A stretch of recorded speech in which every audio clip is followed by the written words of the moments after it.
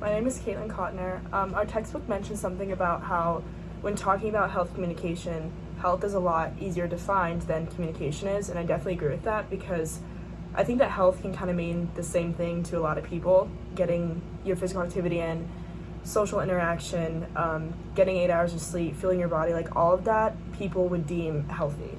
But then when talking about communication, everybody communicates in different ways, and within that communication it can be interpreted in so many different ways, so that's why communication is a lot harder to define, and I think that's why health communication in general can be hard to define.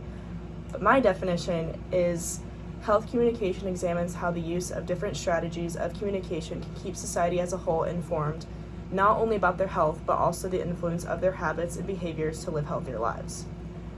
For the most part, health means the same thing to most people, but communication can be a lot harder. There's also like two different kinds of communication the textbook talks about. There's interpersonal communication, which is like the focus on beliefs and values, and there's interpersonal communication, which was like the communication between like a patient and a caregiver or something like that.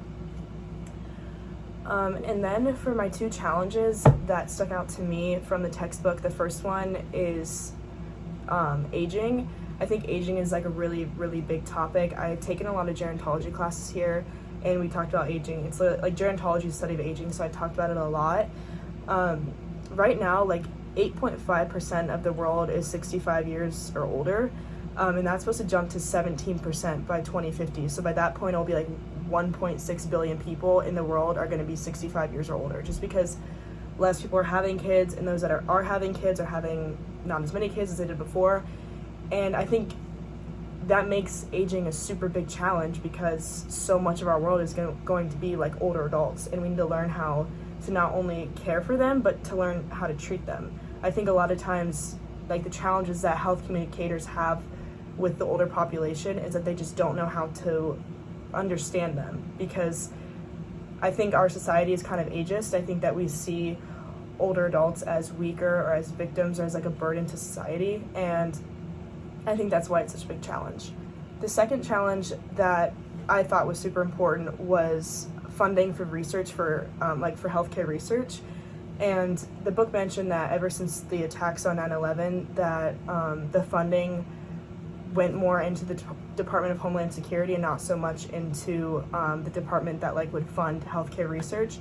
And I think it's super important to protect our country and have funding in that, of course. But I think it's also just as important to have funding for our healthcare, because we've seen that in recent years, like with COVID-19 and everything, like the research that we have is so important, and to be able to continue to do that to keep our society as a whole healthy, I think is really, really important.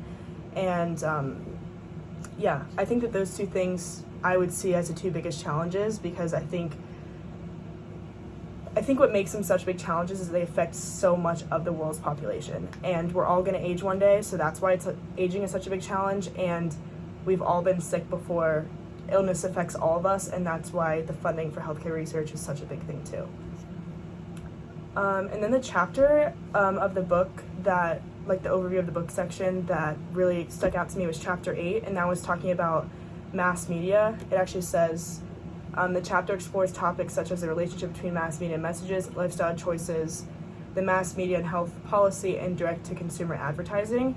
The media has always been something that really, it frightens me and it also fascinates me, because I just think it's crazy that so much can be produced so quickly, and especially with social media, like whatever we see, we kind of believe is how it is. Like I think whatever the majority believes, other people will support too, just whether there's facts or not.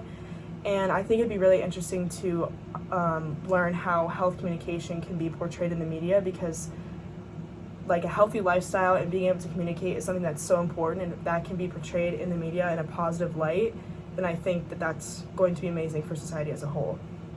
And yeah, it'd be interesting to see how it'd be like represented or misrepresented in the media, so that's why I think that's super interesting. But